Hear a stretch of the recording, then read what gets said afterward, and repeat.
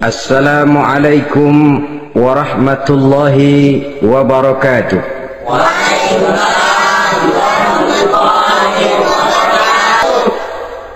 Bismillahi walhamdulillah, wassalatu wassalamu ala sayyidina rasulillah wa ala alihi wa sahbihi wa mawalah.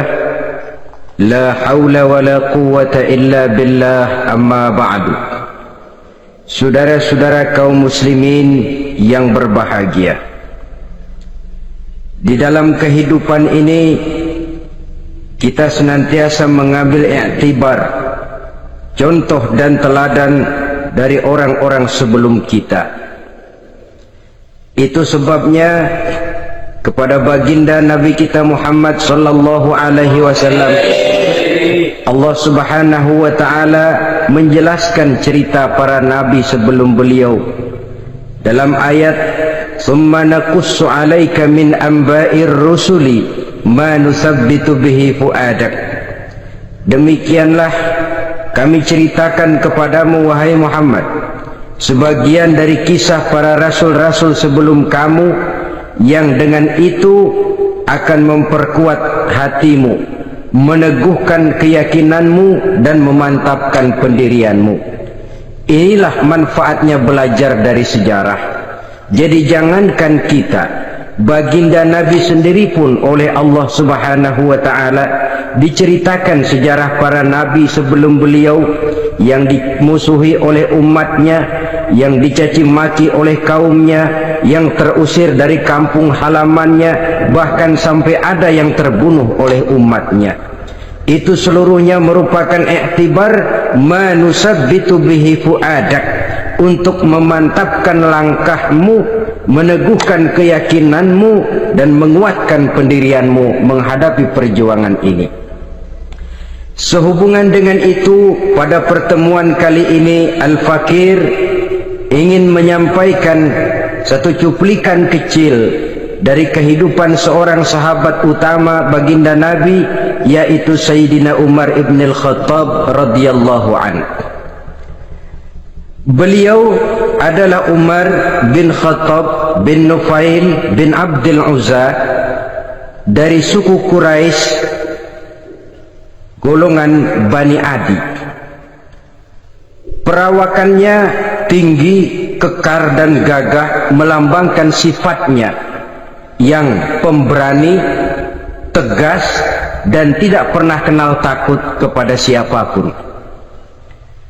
Sebelum mendapat hidayah, Umar bin Khattab termasuk orang yang berdiri di barisan orang-orang yang memusuhi umat Islam. Ia terperangkap dalam tradisi jahiliyah di mana gemar berperang dan bermabuk-mabukan juga merupakan hal-hal yang pernah dilaksanakan dalam kehidupannya sebelum beliau masuk ke dalam agama Islam. Oleh karena itu, dalam kehidupan beragama, hidayah merupakan sesuatu yang penting. Bagaimanapun banyaknya dosa dan kesalahan yang telah dilakukan oleh seseorang, tidak seharusnya menyebabkan ia putus asa dari rahmah Allah. Sebaliknya, bagaimanapun banyak kebajikan dan kebaikan yang sudah dikerjakannya, tidak perlu membuat dia besar hati, puas, bangga, apalagi menjadi lalai karenanya. Sebab kita belum tahu akan bagaimana ujung perjalanan dari kehidupan kita ini. Saudara-saudara, kisahnya pun masuk Islam merupakan peristiwa yang menarik. Pada satu hari, dengan pedang terhunus, Umar bin Khattab menuju Darul Arqam, tempat di mana baginda Nabi biasa berkumpul dengan para sahabat.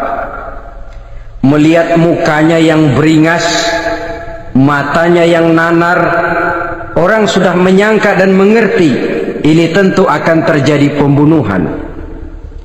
Dalam perjalanan menuju Darul Arqam, Umar bertemu dengan Nuaim bin Abdullah.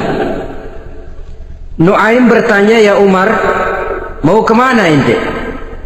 "Mau membunuh itu, si murtad itu," kata.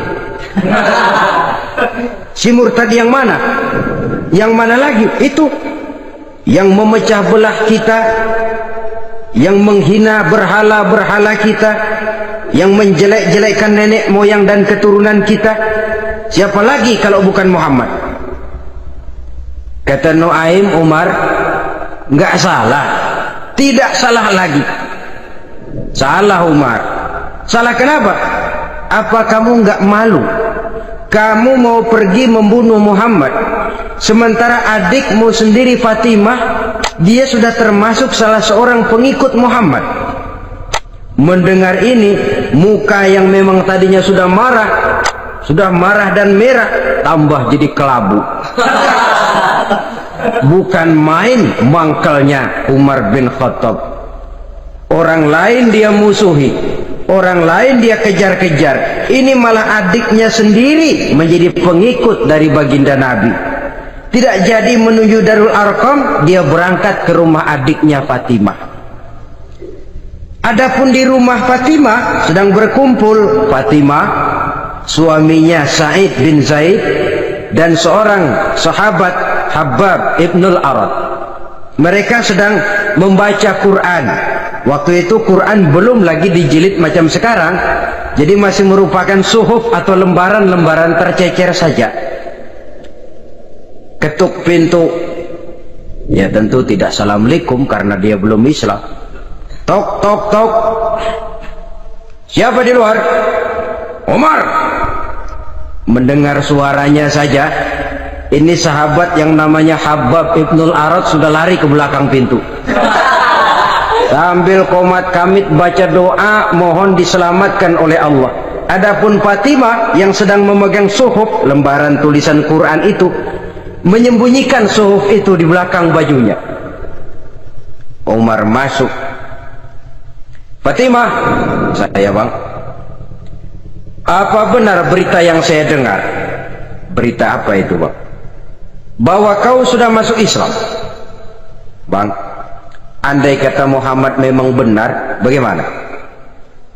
Sudahlah, jangan belit-belit, jawab saja, kau masuk Islam benar atau tidak?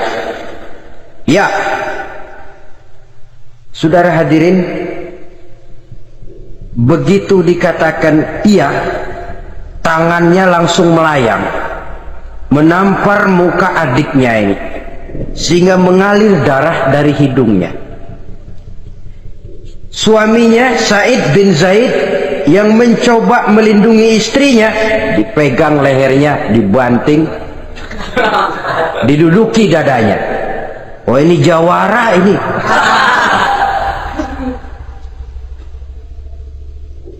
Namun pada saat sedemikian, suara kebenaran terpantul dari mulut Fatimah, adik dari Umar bin Khattab ini. Umar, apakah engkau memukul orang yang bersaksi bahwa tidak ada Tuhan melainkan Allah dan Muhammad Rasulullah? Apakah engkau menganiaya seseorang yang terpanggil untuk mengikuti kebenaran? Manusia macam apa engkau, Umar? Saudara, memang dia orang keras, tapi hatinya mudah menerima kebenaran. Sehingga mendengar kalimat adiknya ini tercenung dia sejenak, melongo, bengong kata anak sekarang.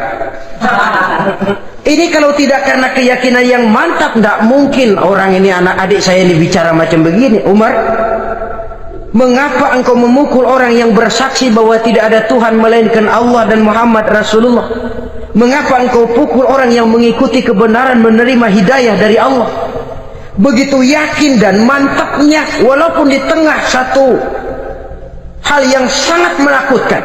Siapa yang tidak takut orang Quraisy berhadapan dengan Umar bin Khattab yang dikenal sebagai singa padang pasir pada waktu itu? Malahan dia termasuk salah seorang jagoan. Di tradisi masyarakat jahiliyah itu ada satu pasar yang namanya pasar Ukaz. Tiap tahun di pasar itu diadakan pesta. Pertama pertandingan syair, jadi penyair waktu itu jadi kebanggaan. Syair-syair yang menang itu digantung di dinding Ka'bah. Jadi setiap suku akan bangga kalau mempunyai ahli syair yang hebat. Nah, lalu diadakan juga lah perlombaan balap kuda, memanah, termasuk gulat. Lah Umar ini tiap kali pertarungan mesti menang. Belum pernah ada yang berhasil mengalahkan dia. Jawara. Saudara-saudara, mendengar adiknya begitu mantap hatinya, apalagi ketika adiknya berkata begitu, suhuf, lembaran yang disembunyikan di belakang bajunya tersembul. Apa yang kau sembunyikan di balik bajumu itu? Suhuf. Apa suhuf itu? Lembaran Al-Quran. Coba saya lihat. Enggak boleh. Kenapa? Kamu kotor. Orang kotor tidak boleh megang Quran. Saya mau lihat. Enggak boleh. Kalau kamu mau lihat, mandi dulu. Diturutinya permintaan adiknya itu. Lalu diambilnya suhuf tadi. Dia baca.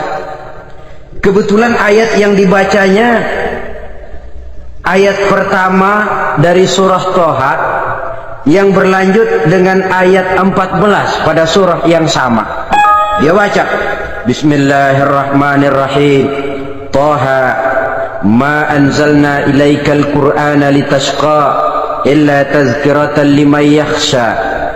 Toha, tidaklah aku turunkan Al-Quran ini untuk bikin sukar manusia, melainkan merupakan pengingat bagi orang-orang yang takut kepada Allah.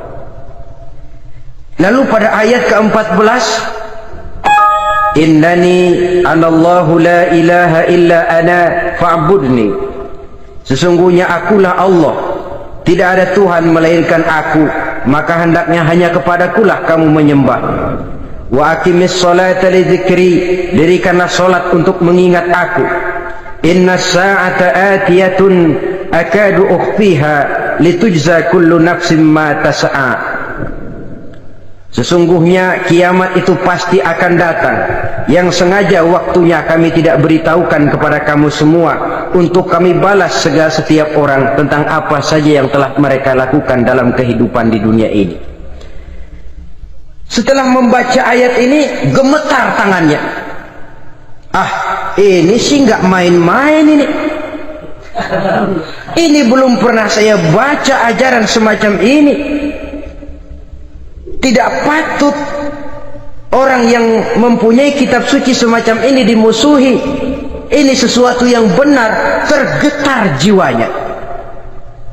Hei Fatimah, Muhammad di mana Muhammad? Saya tidak akan memberitahu kepada kamu. Di mana?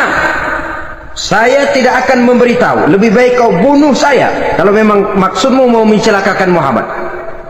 Sama sekali saya tidak akan mencelakakan dia, Fatimah. Kasih tahu saja, di mana dia? Darul Arqam.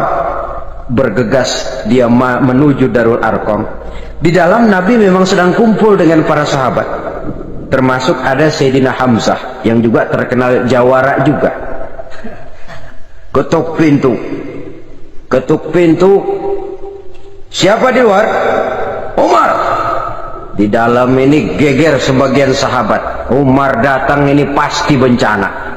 Umar datang, wah, kalau istilah kampung, kerok dan urusan.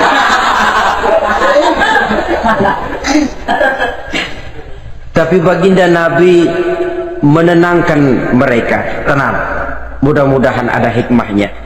Sayyidina Hamzah tampil, bukakan dia pintu. Kalau niatnya baik, kita terima. Kalau niatnya tidak baik, saya paling depan. Dibukakan pintu. Begitu dibukakan pintu, Umar masuk merangkul baginda Nabi, kemudian dengan tersendat, Asyhadu an la ilaha illallah wa asyhadu annaka ya Muhammad Rasulullah. Saya bersaksi tidak ada Tuhan melainkan Allah, dan saya bersaksi bahwa engkau hai Muhammad adalah utusan Allah. Sahabat takbir semua, Allahu Akbar, Allahu Akbar. Kegembiraan meliputi suasana ketika itu. Kenapa? Karena sebelumnya dikala Umar belum masuk Islam, dia merupakan ganjalan yang paling dikhawatirkan oleh umat Islam.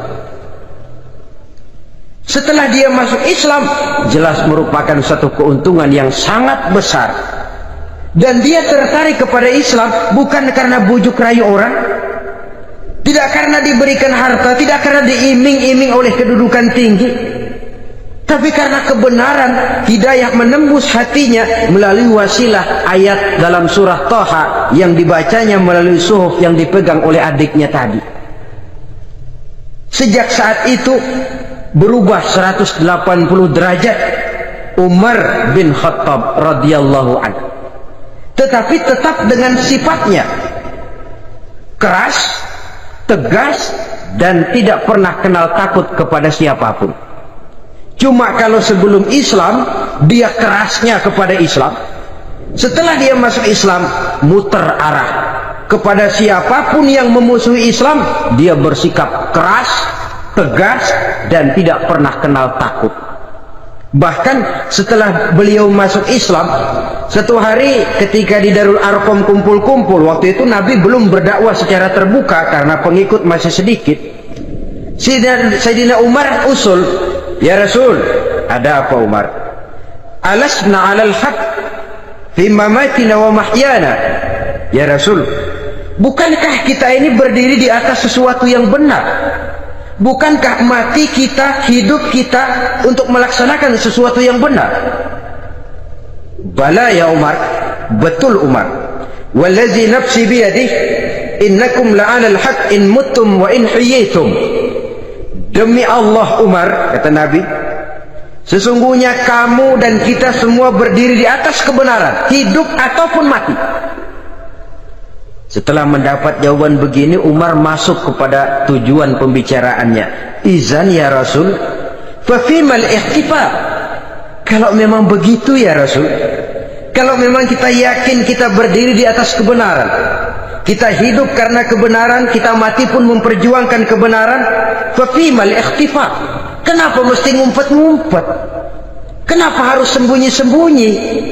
Wallazi ba'asaka bil haqq, demi Allah ya Rasul, la takhrujanna wa la nakhrujanna ma'ak. Tuhan harus keluar menyampaikan Islam ini secara terbuka, dan kami akan mendampingi Tuhan dengan segenap jiwa dan raga.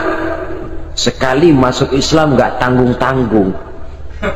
Yang kayak begini ini yang kita perlukan sekarang ini. Begitu masuk Islam gak tanggung seluruhnya, jiwa dan raganya masuk Islam.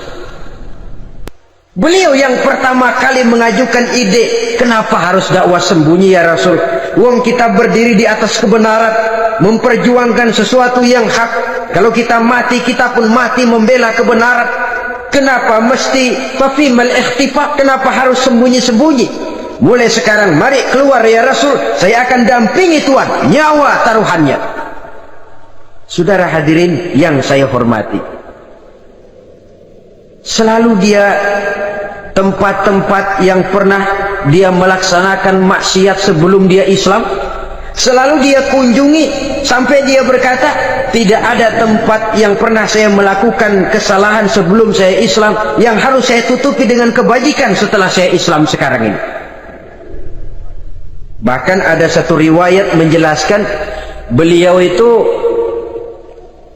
yang tinggi badannya, kekar perawakannya, gemetar orang ngadepin dia. Tapi beliau sendiri sangat mudah gemetar kalau sudah mendengar ayat-ayat Allah. Sehingga ada satu riwayat menjelaskan Sayyidina Umar itu setelah masuk Islam, kalau sholat kadang-kadang bila menoleh ke kanan beliau senyum, bila menoleh ke kiri beliau menangis berurai air mata. Ada orang bertanya, ya Umar, kenapa menengok ke kanan kau senyum, ke kiri kau menangis? Itulah kalau saya ingat jahilnya saya sebelum Islam. Adapun bila saya menoleh ke arah sebelah kanan saya tersenyum, teringat betapa dulu saya membuat berhala dari korma. Saya tumpuk-tumpuk, saya susun begitu.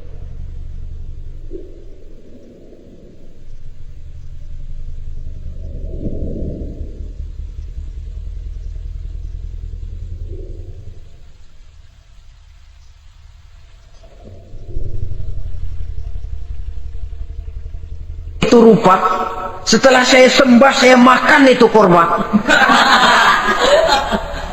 Gagah betul saya waktu itu, sampai Tuhan pun saya makan.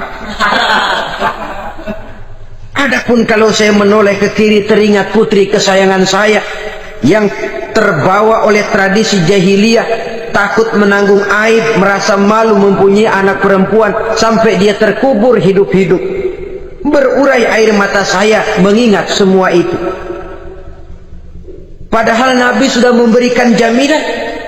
Sebab saudara jangan lupa, orang kafir masuk Islam, dalam Islam itu dihitung dari bayi lagi, dari nol. Itulah untungnya. Jadi misalnya sudah 60 tahun, dari kecil sampai 60 tahun kafir, umur 61 masuk Islam. Nah, sejak umur 61 itulah yang dihisab oleh Allah. 60 tahun ke bawah gratis bersih pemutihan. Istimewa betul. Tapi jangan lalu diniatin, gua kafir aja. Nanti sudah tua-tua mau giliran mati baru Islam, itu diniatin lain. Ini yang karena faktor hidayah, saudara-saudara.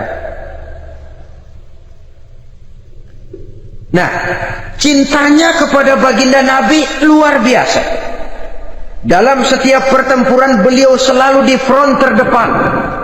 Bahkan demikian cintanya sampai ketika hari di mana baginda Nabi wafat, saudara-saudara. Disampaikan berita wafat Nabi kepada Umar ini. Ya Umar, baginda Nabi sudah wafat. Kamu ngomong apa? Baginda Nabi sudah wafat. Bukan sedih, nyabut pedang, keluar matanya melotot.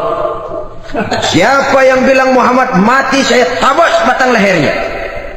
Begitu cintanya beliau kepada baginda Nabi, sampai-sampai nggak menerima kalau Nabi wafat. Taruhlah nggak bisa mati bersamaan, bolehlah mati beriring-iring saja barangkali maksudnya. Saudara-saudara, cabut pedang, kelayaban kemana-mana. Ayo, siapa ngomong Muhammad mati, saya tabas batang lehernya. Sampai bertemu dengan Sayyidina Umar, Sayyidina Abu Bakar. Di tempat orang banyak, Sayyidina Abu Bakar yang bijaksana ini pidato. Ayuhan nas, man kana ya'budu Muhammadan fa inna Muhammadan qad mata, wa man kana ya'budu Allah fa inna Allah hayyun la yamut. Wahai manusia, barang siapa yang menyembah Muhammad, maka Muhammad sudah mati. Tetapi barang siapa yang menyembah Allah, Allah akan hidup selamanya dan tidak akan pernah mati. Mendengar pidato ini, Sayyidina Umar sadar bahwa sebenarnya yang tidak bisa mati itu cuma Allah. Bagaimanapun agungnya baginda Nabi, besarnya baginda Nabi, tinggi akhlak budi pekertinya Nabi, cintanya beliau kepada Nabi, toh Nabi manusia dan manusia harus mati. Kemudian dibacakan surah Ali Imran ayat 144. Wa ma Muhammadun illa rasul qad khalat min qablihi rusul afa immata aw qutilan qalabtum ala aqabikum. Muhammad tidak lain daripada manusia, telah datang kepadanya rasul. Apakah jika ia mati engkau kembali menjadi murtad atau mundur ke belakang? Mendengar ayat ini dibacakan, Sayyidina Umar sadar, berurai air matanya, menangis dalam kesedihannya. Ini cintanya yang demikian tinggi kepada baginda Rasulullah sallallahu alaihi wasallam. Begitulah seluruh kesalahan yang dia lakukan pada saat sebelum dia masuk Islam, berusaha dia tutupi dan dia tebus dengan segala kebaikan, pengabdian, perbuatan soleh setelah dia masuk Islam. Sehingga diajarkan oleh baginda Nabi, ittaqillaha haitsu ma kunta wa atbi'i sayyi'atal hasanata tamhuha wa khaliqin nasa bi khuluqin hasanin.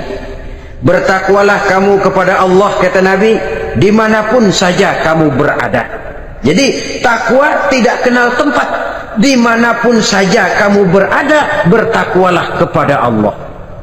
Di rumah takwa, di pasar takwa, di kantor takwa, di tengah orang banyak takwa, pada waktu sendirian takwa. Ittaqillaha haitsu ma kunta.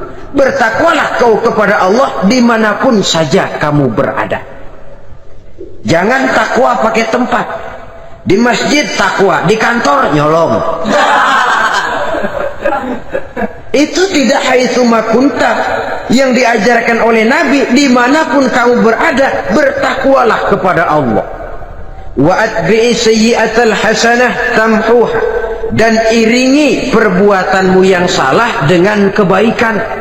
Jadi kalau satu saat terselip kita berbuat salah, cepat iringi dengan kebaikan, tamhuha, dengan harapan kebaikan yang kita kerjakan akan menutupi dosa yang terselip kita lakukan. Amin. Ngomongin orang, astagfirullahaladzim, banyak istighfar. Istighfarnya mudah-mudahan bisa nutupin dosa karena ngomongin orang. Tapi jangan lalu tambah sulap, ngomongin orang istighfar, terus ngomongin lagi istighfar lagi. Itu tentu tidak bisa dengan cara begitu. Barangkali terselip pernah mengambil harta orang tanpa alasan yang hak, imbangi dengan rajin sedekah misalnya.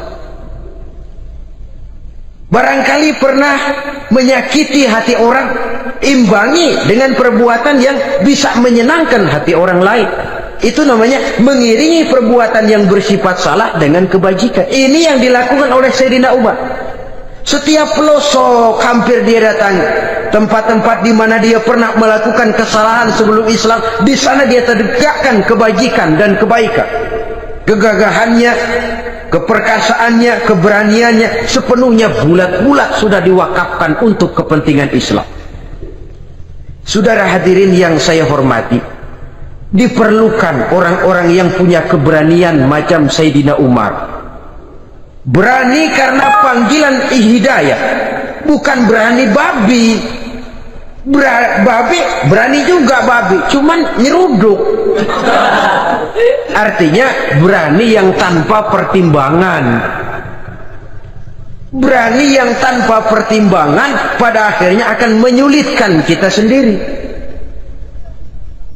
Beliau gagah, beliau berani, beliau punya kekuatan, beliau punya wewenang, dan itu dimanfaatkannya untuk menjadi backing baginda Nabi kita Muhammad sallallahu alaihi wasallam. La takhrujanna wa la nakhrujanna ma'ak ya Rasul.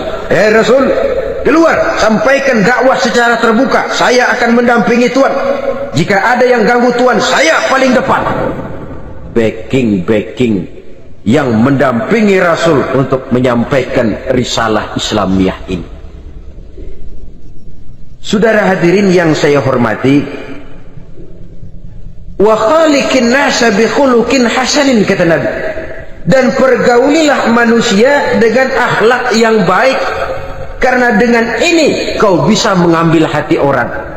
Dalam hadis lain katakan, innakum la tas'una an-nasa bi amwalikum walakin yasauhum minkum bastul wajhi wa husnul khuluq. Kamu tidak akan bisa menyenangkan orang banyak dengan hartamu, tapi kamu bisa ambil hati mereka dengan budi pekerti yang luhur dan muka yang manis. Dengan harta belum tentu kita bisa menyenangkan semua orang, tapi budi pekerti yang luhur, muka yang manis, itu yang akan bisa membuat kau menyenangkan orang banyak.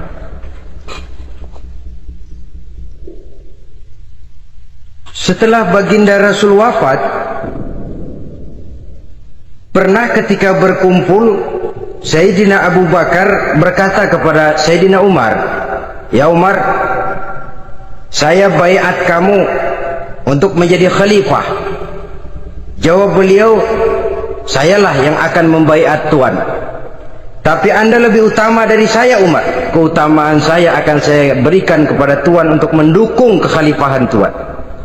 Di sini kelihatan wataknya yang tidak ambisius, gagah, berani, perkasa, tapi tahu diri, nggak nyelonong, tidak menggunakan kekuasaannya, kegagahannya untuk maksud yang sewenang-wenang.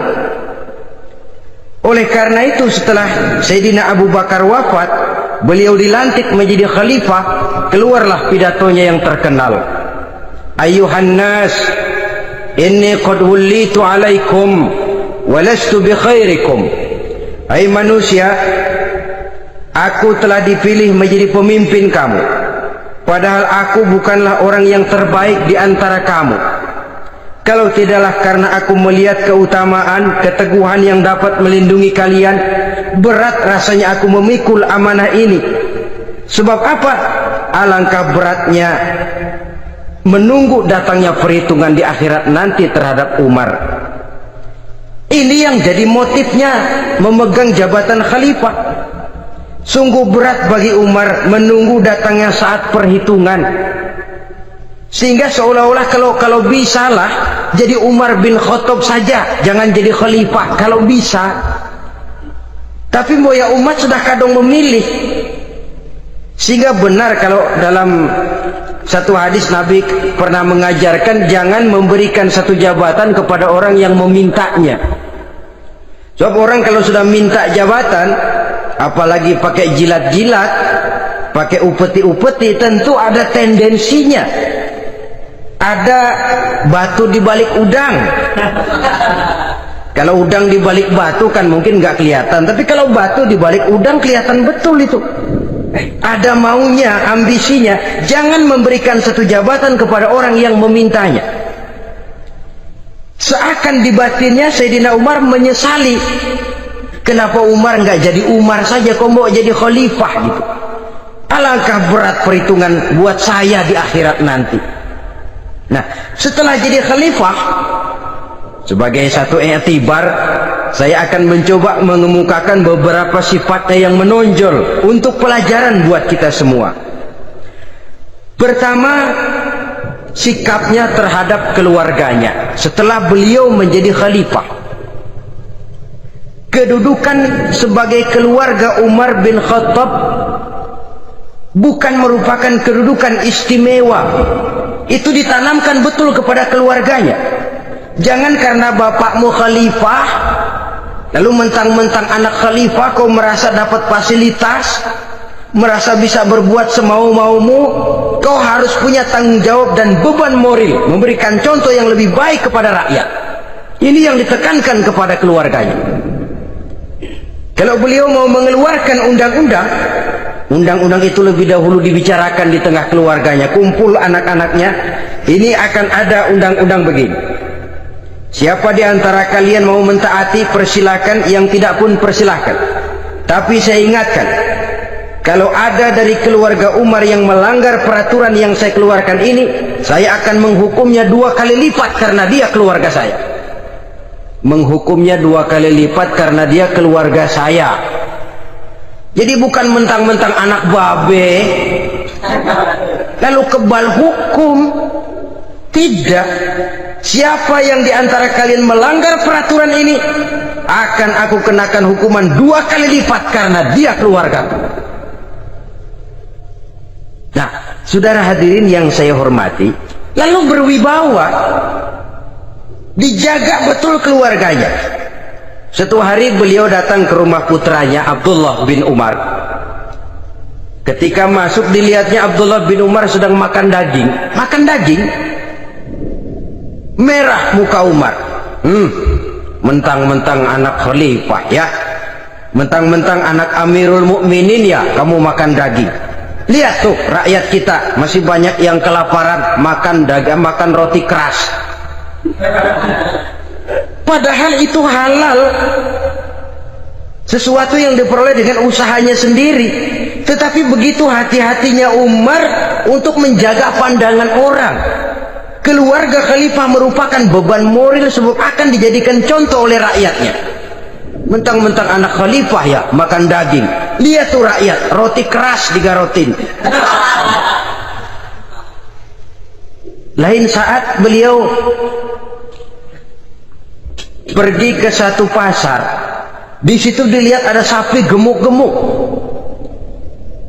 Tempat lain sapinya kurus-kurus. Tanya, ini yang gemuk-gemuk sapi siapa? Sapi Abdullah bin Umar. Sapi anaknya. Panggil Abdullah bin Umar, suruh sini. Datang anaknya. Abdullah bin Umar, bagaimana ceritanya sampai ini? Begini Bapak, dahulu itu dengan uang saya beli sapi kurus-kurus, lalu saya rawat Saya berikan upah orang untuk merawat sapi-sapi itu, sampai sekarang dia menjadi gemuk. Akan saya jual, dan keuntungannya tentu sesuatu yang halal. Subhanallah, kata Umar, kau ini anak Amirul Mukminin, jual sapimu, ambil modalnya, untungnya masukkan Baitul Mal untuk urus kepentingan orang Islam. Dia nggak mau anaknya terlibat bisnis dompleng kekuasaan ayahnya. Karena mentang-mentang anak khalifah lalu segala macam bisnis lancar. Orang takut karena apa? Anak babe. Ada lagi. Pada waktu pembagian harta ghanimah, putri beliau yang namanya Hafsah, ini adalah istri baginda Nabi, meminta bagian. Kaum kerabat ayah, ini kerabat khalifah, kitalah dulu kerabat. Kalau kau kerabatku, maka jatahmu nanti dari ayahmu. Harta ini masih lebih banyak dibutuhkan oleh orang-orang Islam, nanti belakangan kalau ada sisanya. Belakangan kalau ada sisanya. La haula wala quwata illa billah.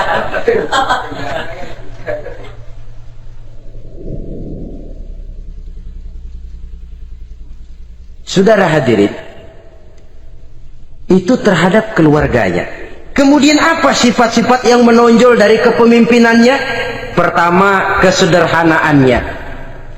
Beliaulah satu-satunya khalifah, Amirul Mukminin, setingkat presiden kalau sekarang, yang punya jubah cuma 2 dan 1 pun punya anaknya. Tambelan lagi. Pernah sholat Jumat terlambat, beliau naik mimbar untuk khutbah, sebelumnya minta maaf dulu, saudara-saudara, maaf saya terlambat nungguin baju kering.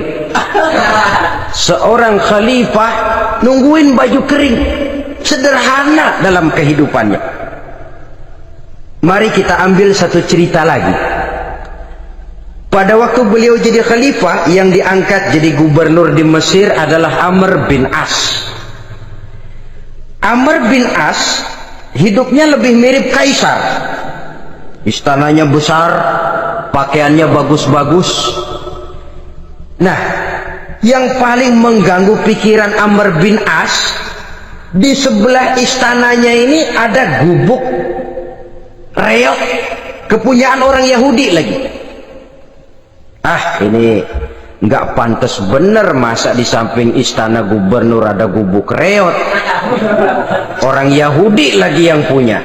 Ini mesti udah bikin saja rencana, panggil dinas tata kota, bikin planning, di sini mau dibangun masjid proyek negara, bikin gambarnya, susun anggarannya, tender. Saudara-saudara, si Yahudi yang punya gubuk reot dipanggil. Yahudi, ada apa, Pak? Kamu tahu nggak? Enggak. Iya, memang belum saya kasih tahu.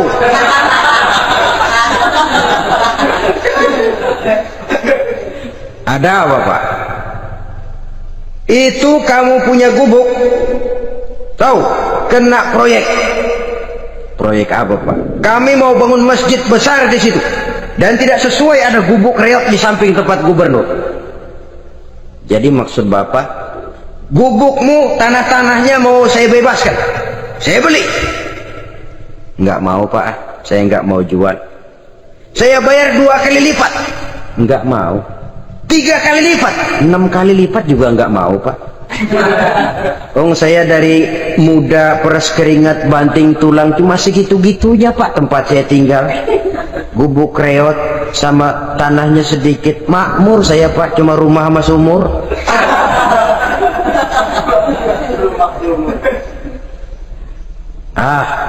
Ini Yahudi kelewatan juga. Akhirnya turun perintah, sudah, kalau dia nggak mau dibebaskan, gusur saja, tarik, ambil bulldozer, gusur. Yahudi ini berurai air matanya. Aduh, begini jadi rakyat kecil, udah jatuh ketiban ember lagi. Tapi pikir-pikir Amr bin As kan bukan yang paling atas. Dia kan cuma pejabat, masih ada atasannya lagi. Lapor lapor. Yahudi ini berangkat ke Madinah. Bayangkan dari Mesir ke Madinah. Jalan. Di sepanjang jalan dia pikir membanding-banding. Kalau gubernurnya saja istananya begitu mewah, apalagi khalifahnya. Kalau gubernurnya galak main gusur, apalagi khalifahnya. Dan saya bukan orang Islam, apa dia lemin ngadu? Apa dapat tanggapan? Berangkat dia sambil harap-harap cemas. Sampai di pintu kota Madinah, dia temui orang lagi tidur di bawah pohon korma. Selamat siang Pak. Ada apa? Pak. Apa? Mau lapor. Lapor apa?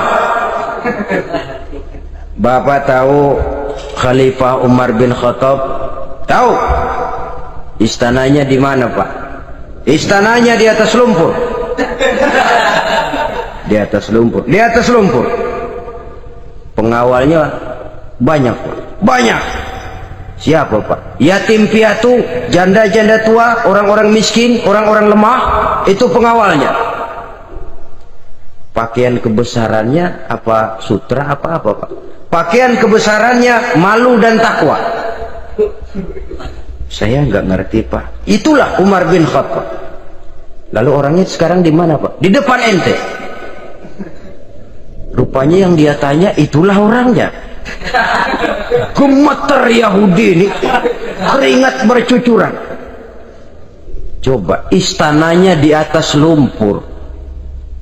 Sebab beliau berprinsip, bagaimana saya bisa menghayati nasib rakyat kalau saya tidak merasakan apa yang mereka rasakan?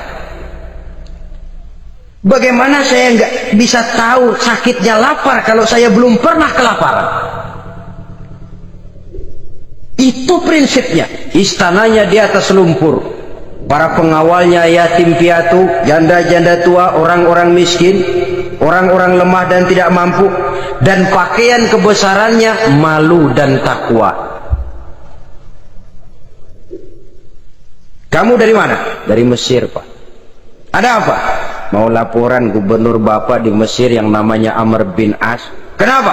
Main gusur aja Pak. Ceritanya, iya dia mau bangun masjid. Kebetulan di areal itu saya punya tanah sama gubuk segitu-gitunya. Saya nggak mau dibeli, digusur Pak. Saya mau mencari keadilan. Begini, kamu lihat tempat sampah itu. Lihat, di situ banyak tulang. Coba kamu ambil kemari satu, tulang unta, bawa sini. Bingung Yahudi. Pak, saya kemari mau cari keadilan. Kalau tulang mah di Mesir juga banyak Pak. Sudahlah, pokoknya kau ambil saja tulang itu. Coker dapat dikasih. Tulang itu digaris lurus oleh Sayyidina Umar dengan ujung pedang. Nah, kau bawa kepada Amr bin As. Makin bingung itu Yahudi. Suruh bawa tulang cuman digaris. Nanti saya ngomong apa Pak? Sudahlah, kasih saja. Pulang dia. Sampai di Mesir, Tuan Gubernur, ada apa? Saya baru menghadap Khalifah. Kemudian beliau sampaikan ini, dikasih tulang. Amr bin As melihat tulang ada goresan lurus dengan ujung pedang, gemetar, badannya keluar keringat dingin, panggil kepala proyek, proyek batal. Masjid nggak jadi didiriin. Itu gubuk Yahudi diriin lagi. Ini Yahudi makin bengong. Ini gubernur dapat tulang doang segitu takutnya.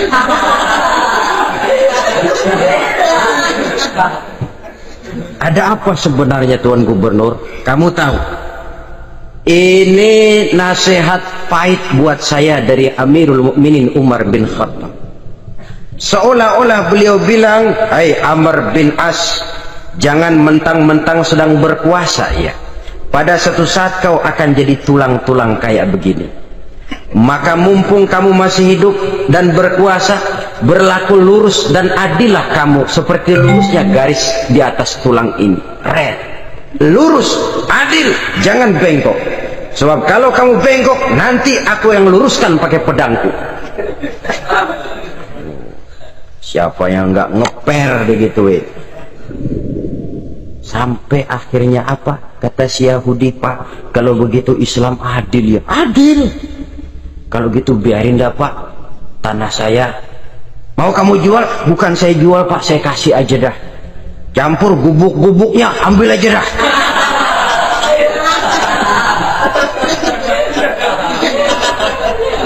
Masuk Islam si Yahudi ini oleh karena keadilan dari Umar bin Khattab. Begitulah kesederhanaan hidupnya. Sampai saudara, yang ironi betul, pernah Utsman bin Affan, Ali bin Abi Thalib, Thalhah dan Zubair kumpul mendengar berita bahwa Sayyidina Umar ini punya hutang. Bayangkan, seorang khalifah untuk melangsungkan hidupnya sampai punya hutang. Padahal Baitul Mal di bawah kekuasaannya. Berunding Utsman, Ali, Thalhah, Zubair.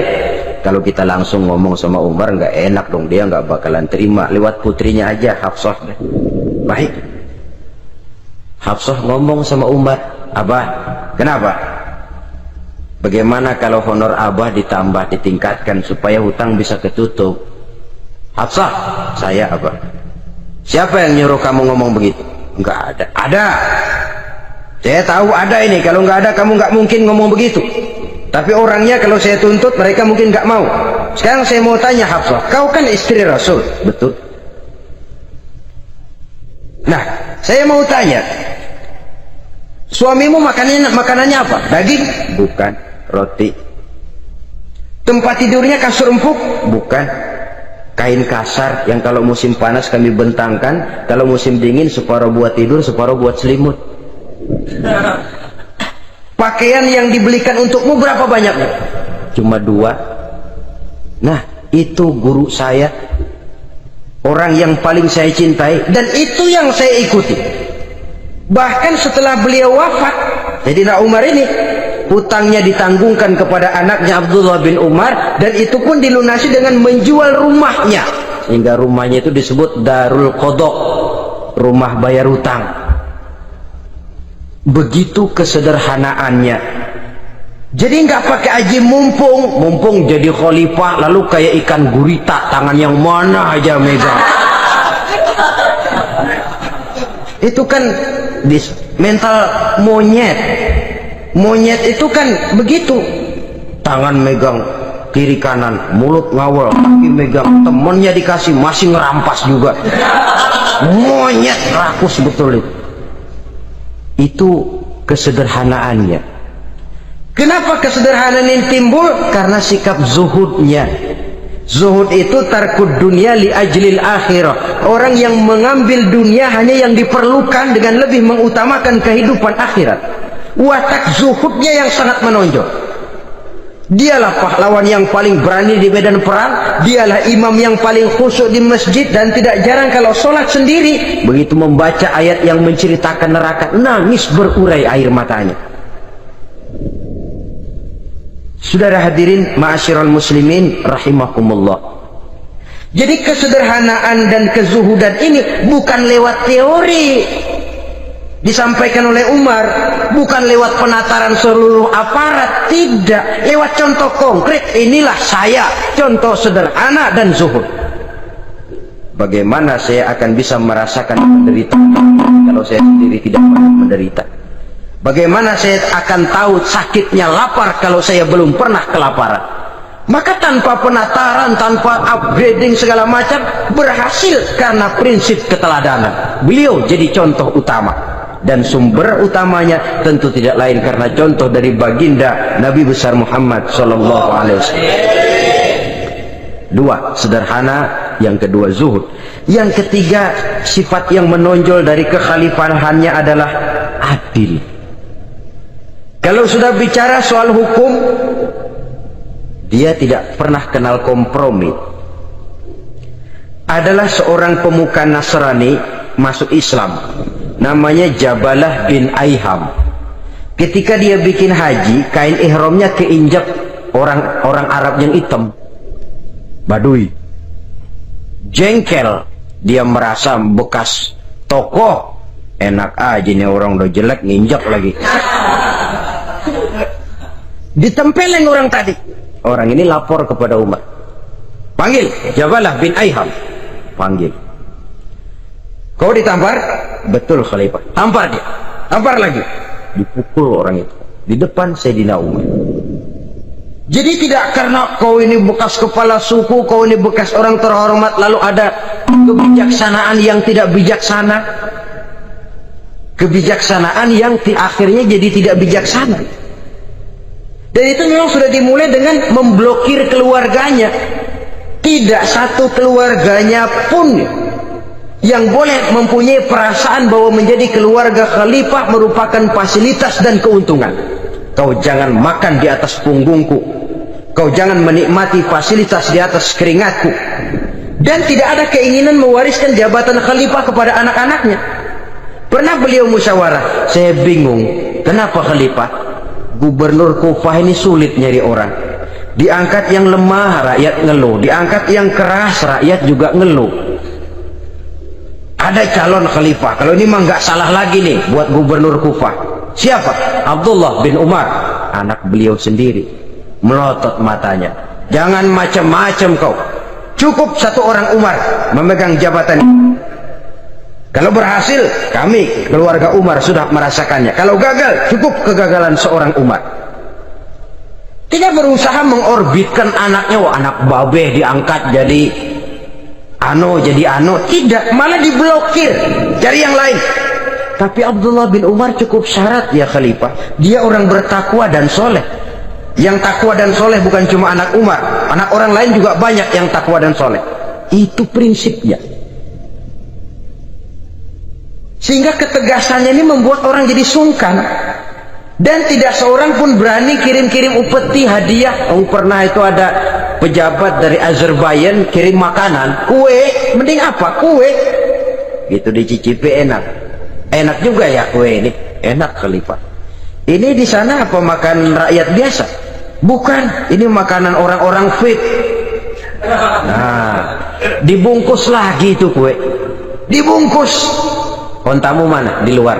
Ambil, bawa pulang, serahkan lagi kepada gubernur di sana, kasih tahu salam dari Umar bin Khattab. Kenyangkan dulu rakyat dengan makanan seperti ini. Kita belakangan. Jadi kalau rakyat lapar, saya orang pertama yang akan merasakan kelaparan. Tapi kalau rakyat makmur, biarlah saya menjadi orang terakhir yang kenyang. Kan bagus prinsip itu. Jikalau rakyat kelaparan, saya akan jadi orang pertama yang merasakan lapar. Tapi kalau rakyat makmur, biar saya jadi orang terakhir yang kenyang. Jangan dibalik.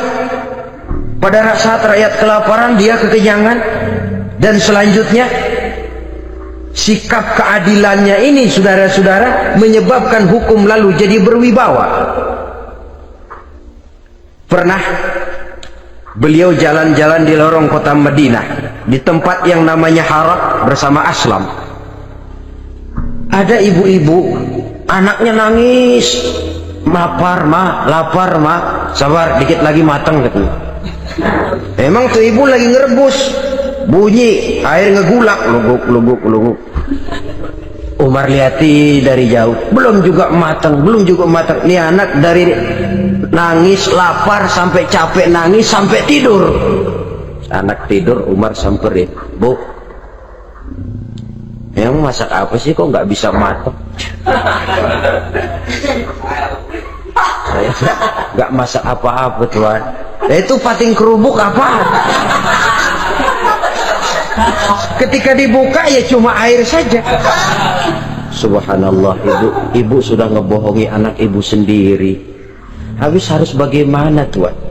Saya sudah nggak punya makanan untuk dimasak, sementara perut nggak kenal kompromi.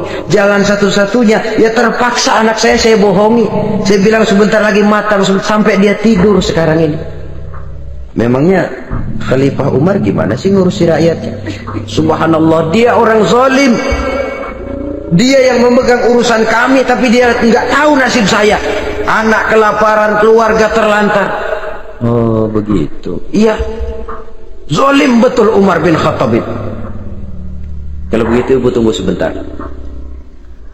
Dia pulang bersama Aslam menuju Baitul Mal. Dia ambil tepung 1 karung, dipikul sendiri. Dipikul sendiri. Kata Aslam, ya Khalifah, biar saya yang bawa. Jangan. Kenapa Khalifah? Apa kau kira kau sanggup mikul dosa saya di akhirat nanti? Biar saya yang mikul sendiri. Dia bawa ke tempat tuh ibu-ibu. Dia masakin sendiri. Nah bu, sudah matang, persilakan masak. Makan. Alhamdulillah Tuhan. Mudah-mudahan Allah memberkahi Tuhan. Tuhan lebih baik dari Umar bin Khattab yang zalim itu.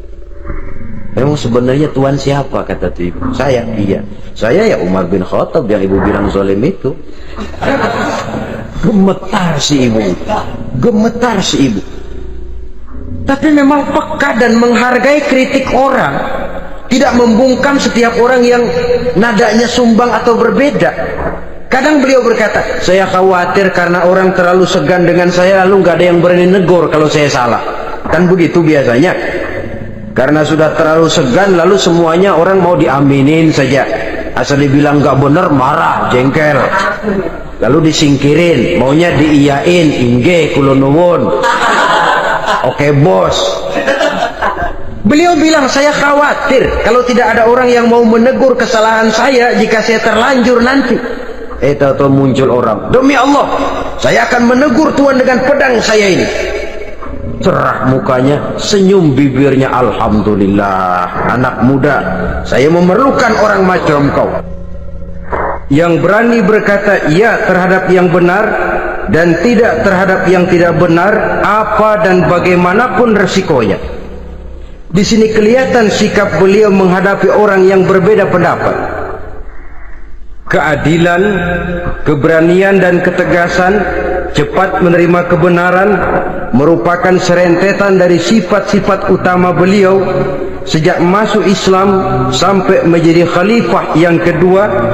Bahkan dengan jasa beliau, Islam kemudian tersebar menembus dinding Jazirah Arabia, memasuki Bizantium dan Persia, sehingga beliau juga dikenal sebagai periode Al-Futuhat Al-Islamiyah. Nah saudara-saudara, inilah cuplikan kecil dari kehidupan seorang agung dan besar yang memang sangat terbatas kata-kata untuk melukiskan kebesaran itu. Namun yang secuplik ini mudah-mudahan menjadi sumbangan moral dalam rangka kita memperbaiki diri menuju kehidupan yang lebih baik. Terima kasih banyak atas segala perhatian. Mohon maaf atas segala kekurangan. Usikum wa nafsi bitaqwallah. Wassalamualaikum warahmatullahi wabarakatuh.